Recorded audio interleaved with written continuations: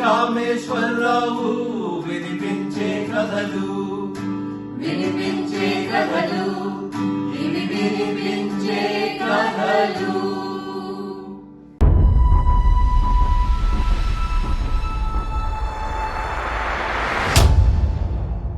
వినిపించే కథల ఆత్మీయ శ్రోతలకు సాదర స్వాగతం. ఈనాటి 951వ వినిపించే కథ వీకే 951 అందమైన నరకం వింటారు. ఈ కథ నవరసాల పక్షపత్రిక ఉషా నవంబరు 2025 ప్రత్యేక సంచికలో ప్రచురించబడినది. ఉషా వెలగపూడి సీతారామయ్య స్మారక కథల పోటీలో బహుమతి పొందిన కథ. కలం డాక్టర్ టి సంపత్ కుమార్, గళం శ్రీ వెంపటి కామేశ్వరరావు. రచయిత శ్రీ టి సంపత్ కుమార్ పదవీ విరమణ అనంతరం నిర్మల్లో నివసిస్తున్నారు. 1979 నుంచి వ్యాసాలు, ఫోటో ఫీచర్లు, కథలు, కవితలు తెలుగు, ఇంగ్లీషులలో రాస్తున్నారు.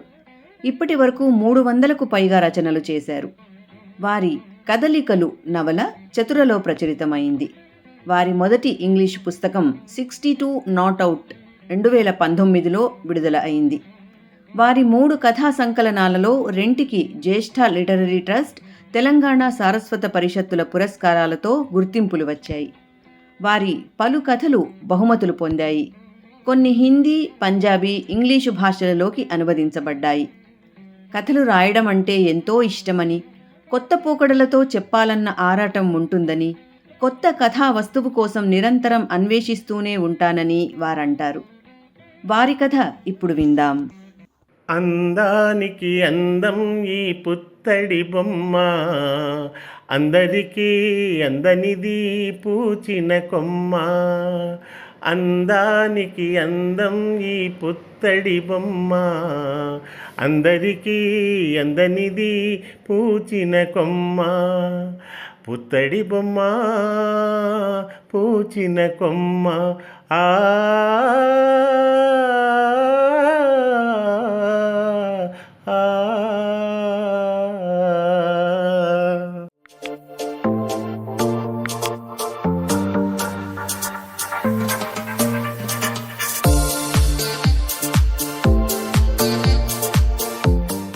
అదొక షో.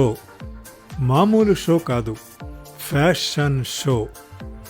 జన్మతో వచ్చిన శరీరాలకి నిర్జీవ బట్టలకి కోతలు పెట్టి, రకరకాల సూదులతో కుట్లు పెట్టి, కొత్త పోకడలతో సృజనాత్మక రీతిలో తయారు చేసిన వస్త్రాలని అందగత్తెలకు తొడిగి ర్యాంపుపై వయ్యారంగా అడుగులు వేస్తూ వందల జతల కళ్ళల్లో నిండిపోయే ముద్దు గుమ్మలు. ఫ్యాషన్ డిజైనర్లకు చివరి పరీక్ష. గుమ్మ దేహానికి చుట్టిన దుస్తులకి ఒక అంతిమ పరీక్ష. ఒప్పుతుందా, ఓడుతుందా? సెలబ్రిటీలంతా ముందు వరుసల్లో ర్యాంప్కి గుర్రపునాడ ఆకారంలో విలాసంగా కూర్చుని ఉన్నారు. మొదటి అడుగు నుంచి చివరి అడుగు వరకు పరీక్షగా చూడ్డానికి.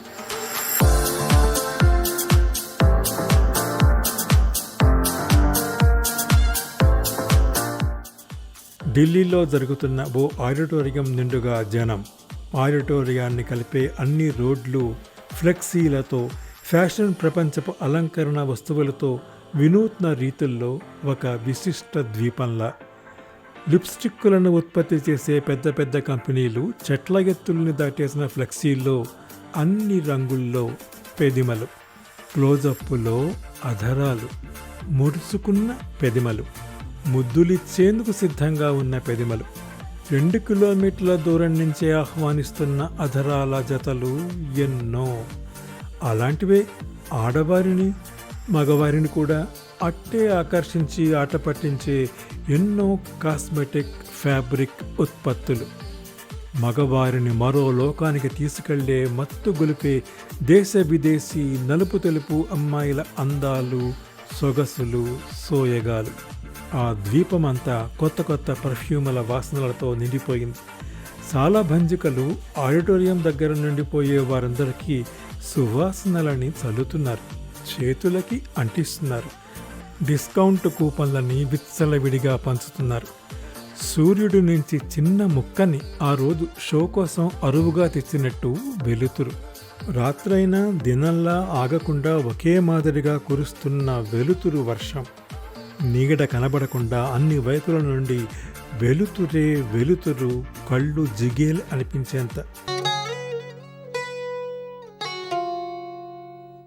5 యువ డిజైనర్లు నెలల కొద్దీ కష్టపడి రూపొందించిన వస్త్రాకృతులు. ఎవరికి వారు తమదైన ప్రత్యేక శైలిలో జీవం లేని గుడ్డలని జీవమున్న శరీరాలకు తొడిగి ఆ రోజు క్యాట్ వాక్తో తెర వెనక్కి కనుమరుగాయి.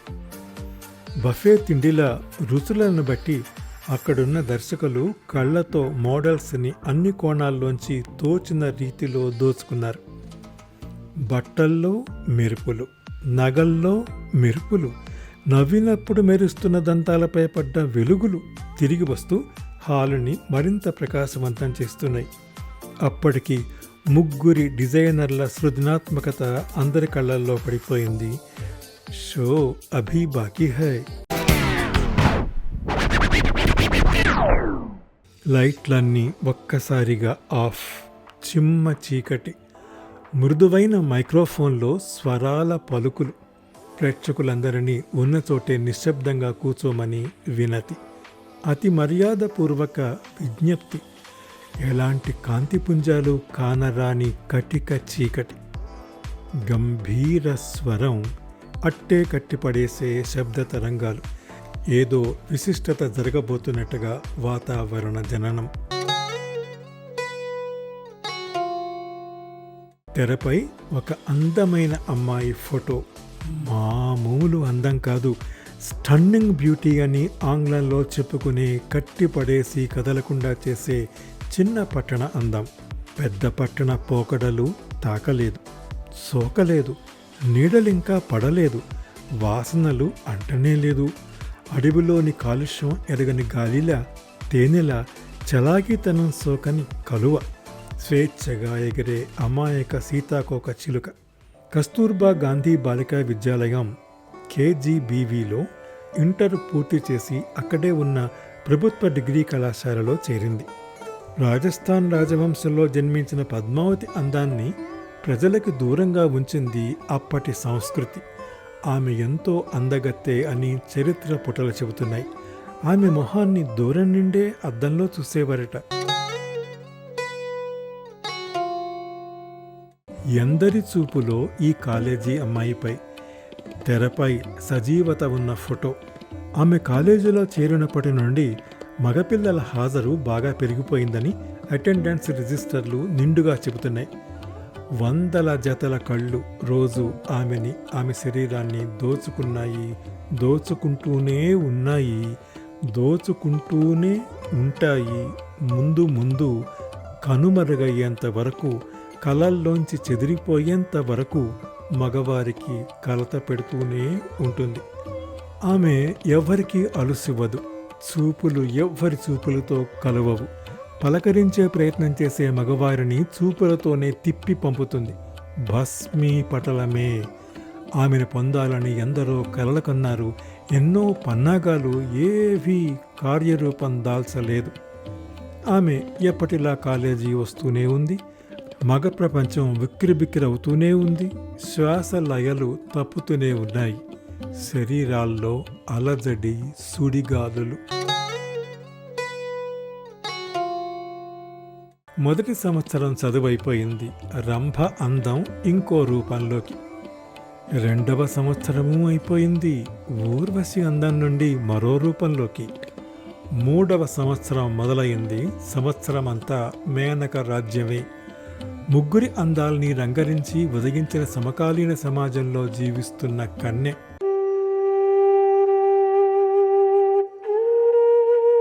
కొన్ని వక్ర బుద్ధులు, చిక్కని ఆలోచనలు, దురాలోచనలు. ఇక ఆలస్యం వద్దు, సమయం లేదు. మనకి దక్కని అందం మరొకరికి కనబడకూడదు. అంతే అంతే అంతే. 50 రూపాయలకు దొరికే యాసిడ్ బాటిల్ అందాల రాశి మొహాన్ని అభిషేకం చేయడానికి కాపు కాసింది. బలమైన చేతులు కదలకుండా పట్టేసుకున్నాయి. ఆమె గట్టిగా అరిచింది. శికంజలో ఇరికించిన మొహంపై ఆమ్లపు ధార. బాటిల్ని తిప్పుతూ పైశాచికంగా మొహానుకున్న చర్మమంతా తడిసేలా సుందర వదనం కొన్ని సెకండ్లలో బలహీన హస్తాలు బందీ అయ్యాయి. అచేతనంగా పడిపోయింది బ్రహ్మ ప్రత్యేక సృష్టి. రక్షకుడు విష్ణువు, భక్షకుడు శివుడు రాలేదు. ముక్కోటి దేవతల్లో ఏ ఒక్కరూ రాలేదు. ఆమ్లానికి అన్ని అంగాలు సమానమే. రసాయనిక చర్యలు చర్మంపై, పంచేంద్రియాలపై ఆగకుండా కళ్ళని తడిపేసింది, చెక్కిళ్ళని చెరిపేసింది, ముక్కుని కొరికేసింది. ముక్కు పుల్ల లోహంపై చర్య. కొన్ని నిమిషాల్లో అందాల రాశి మొహం అందవిహీనం, చూడ్డానికి భయం, మాంసం ముద్దల.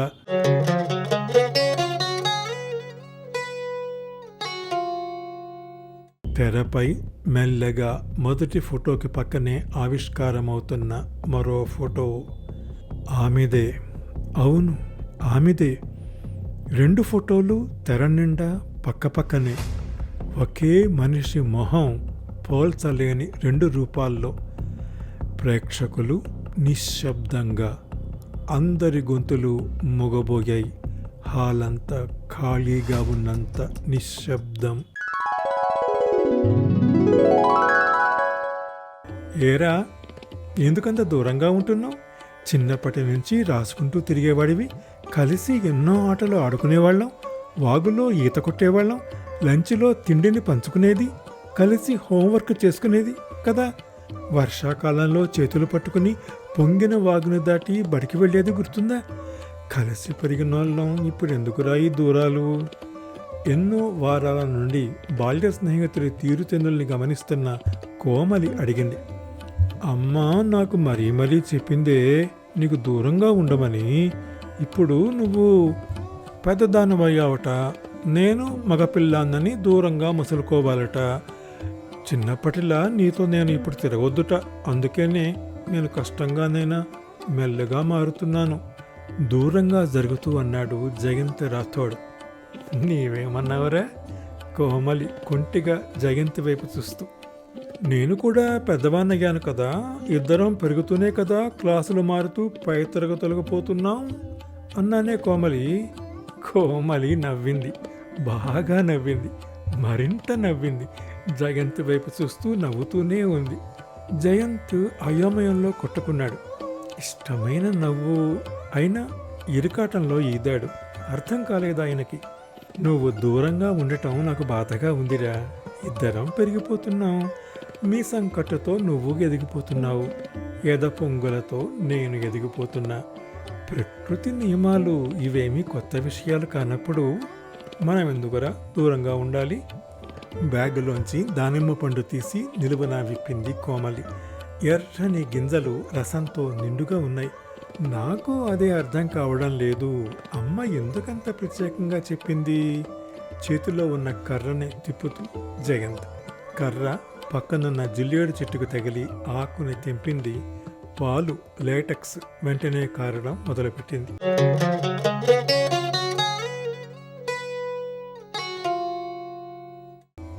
కాలాలు మారుతున్నాయి. పండగలు తిరిగి వస్తున్నాయి. పిల్లలు పై తరగతుల్లోకి పోతున్నారు.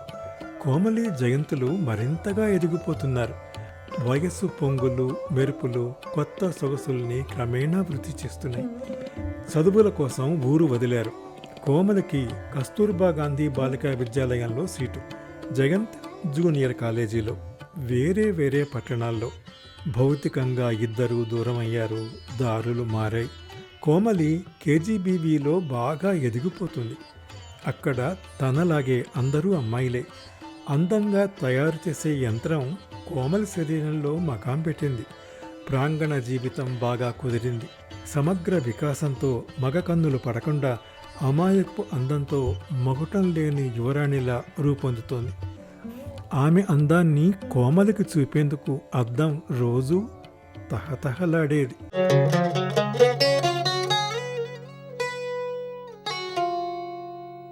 కోమలి జయంతుల కలయికలు సెలవులకే పరిమితమయ్యాయి. ఊరికొచ్చినప్పుడే పాత స్నేహం పురివిప్పేది. కలిసి అడుగులేసినా దూరంగానే. జయంత్ వయస్సు ఇచ్చిన సొగసుతో నున్నగా తయారై మెరిసిపోతున్నాడు. జయంత్, చదువులయ్యాక మనం పెళ్లి చేసుకుందామా? కళ్ళల్లోకి చూస్తూ కోమలి సూటి ప్రశ్న. ఊహించని ప్రశ్న. జయంత్కి సరిగ్గానే విన్నాను కదా అన్న అనుమానం వచ్చింది. కనుకట్టు చేస్తున్నట్టుగా కోమలి కళ్ళలోకే చూస్తున్నాడు. తేరుకోవడానికి సమయం పట్టింది. నిమిషాలు గడిచాయి. వడివడిగా వేడివేడి ఆలోచనలు. ఊహించని ప్రశ్న. నేను నీకు సరిపోనే కోమలి. నీ అందం ముందు నేను జీరోని. నిన్ను పెళ్లి చేసుకోవడానికి పోటీ పడి చదువుకున్నోళ్ళు ధనవంతులు వస్తారే, నీకు దాసులైపోతారు. నిన్ను కట్టుకున్నోడు ప్రేమగా చూసుకుంటా బాగా సుఖపెడతాడే, నేను తగనే. నాతో సుఖపడవు. డిగ్రీ అయ్యాక ఏదో ఓ ఉద్యోగం సంపాదిస్తా. నువ్వు పెద్దింట్లోనే పడాలి. అప్పుడే నీకు సుఖం, సంరక్షణ. అక్కడే నీకు సంరక్షణ. చివరి పదాలని నొక్కుతూ అన్నాడు. ఏదో మర్చిపోయినట్టుగా మళ్ళీ జయంత్ అన్నాడు. నీది మామూలు అందం కాదు. రోజూ అద్దంలో చూసుకుంటే నీకు తెలియడం లేదా? దాన్ని అట్లాగే ఉంచుకోవాలి, పెంపొందించుకోవాలి, మరింత పోషించుకో, కాపాడుకో. దానికో స్థాయి ఉన్నోడే కావాలి. అదే సరైన జోడి. మర్చిపో. నా గురించి ఆలోచించక నన్ను మనసులోంచి తీసేయి. అంటే మనం ఒక్కరం కావడానికి నా అందం అడ్డొస్తుందా? నేను మామూలు అందంతో ఉంటే నన్ను ఇష్టపడేవాడివా? పెళ్లి చేసుకునేవాడివా? నువ్వు నిండు చంద్రుడివి. చల్లని కిరణాల్ని సున్నితంగా వెదజల్లే అపురూపివి. ఈ భాండాగారాన్ని నా జీవితంలోకి ఎలా తెచ్చుకోను? నీకు యోగ్యమైనది రాణి పద్మావతి నివసించిన చిత్తోడ్గఢ్ లాంటి భవనం. అందరికీ అందని చంద్రునిలానే ఉండి ఒక్కడితోనే నీ జీవితం గడవాలి. అదే సరైనది. ఇక ఈ విషయాన్ని పొడిగించకు. నా అభిప్రాయం మారదు. మరింత దూరంగా జరుగుతూ జయంత్. కోమలి దీర్ఘాలోచనలో పడింది. బరువెక్కిన హృదయంతో జయంత్ వైపు జాలిగా చూసింది. ఆమె హృదయంలో ఒక్కసారే వెలితి శూన్యం. తెరపై మెల్లిగా మొదటి ఫోటోకి పక్కనే మరో ఫోటో ఆవిష్కరమైంది. ఆమెదే. అవును, కోమలిదే. 2 ఫోటోలు తెర నిండా పక్కపక్కనే. హాల్లోని ప్రేక్షకుల్లో కదలికలు, గుసగుసలు, మెల్లగా సంభాషణలు. చూపులు ఇంకా తెరపైనే. 2 ఫోటోలనే మరింత పరీక్షగా చూస్తున్నాయి. చిన్నప్పటి నుంచి ముఖ చర్మానికి ఎన్నో పౌడర్లను చల్లుకుని, క్రీముల్ని రాసుకుని, కనుబొమ్మల్ని ట్రిమ్ముగా చేసుకుని, కొన్ని పంచేంద్రియాల్ని, చెవుల్ని, ముక్కుని మెరిసే ఆభరణాలతో అందాన్ని గుణకారం చేసి పోషించిన ముగ్ధ మనోహర రూపం. లీటర్ యాసిడ్ ధారలు పంచేంద్రియాల అస్తిత్వాలని పటాపంచలం చేశాయి. ఋషులు శపించే మంత్రపు చుక్కల్లా సత్వరమే ప్రభావాన్ని చూపాయి. వికృత రూపం జనించింది. అద్దంలో చూసుకునేందుకు ధైర్యం చాలదు. చూస్తే వాంతులే. ప్రేక్షకులు నిశ్శబ్దంగా. అందరి గొంతులు మూగబోయాయి.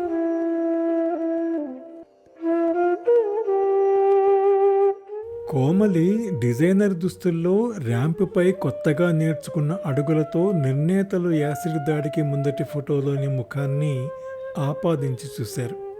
దెబ్బతిన్న పంచేంద్రియాల ప్రభావంతో వికృత ముఖాన్ని చూస్తున్నారు. వ్యాఖ్యానం మంద్రంగా సాగుతోంది.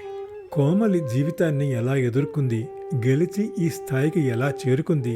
తనలాగే యాసిడ్ దాడులకు గురైన వారి సంక్షేమం కోసం ఏం చేస్తోంది? హక్కుల్ని కాపాడేందుకు ఎలా న్యాయ పోరాటాన్ని చేపట్టి కోర్టుల చుట్టూ ఎలా తిరుగుతోంది? వినబడుతోంది. ఇంకా ఇంకా వ్యాఖ్యానం కొనసాగుతూనే ఉంది. ర్యాంపుపై నడకలేస్తున్న కోమలి ఆమె కోసం డిజైన్ చేసిన వస్త్రాలను చుట్టుకుని చూపుతూ వయ్యారంగా శరీరాన్ని కదిలించుకుంటూ తెర వెనక్కి పోయింది.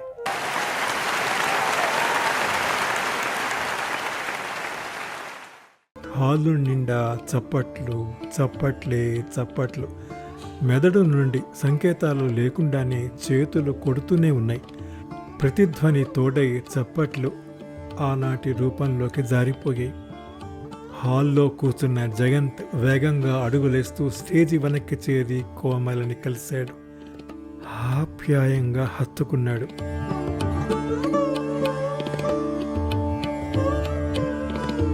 కోమలి జయంతిని చూసి ఎంతో సంతోషించింది. మనం వెంటనే పెళ్లి చేసుకుందాం, కోమలి చెవిలో మెల్లిగా ప్రేమతో అన్నాడు.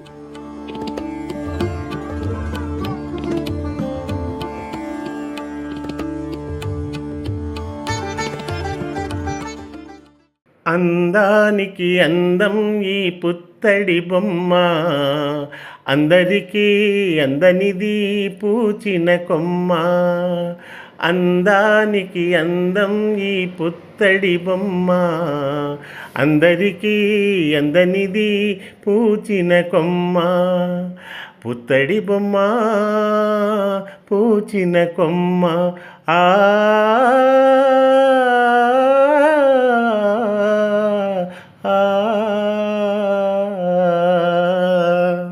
ఇంతవరకు మీరు 951వ వినిపించే కథ వీకే 951 అందమైన నరకం విన్నారు.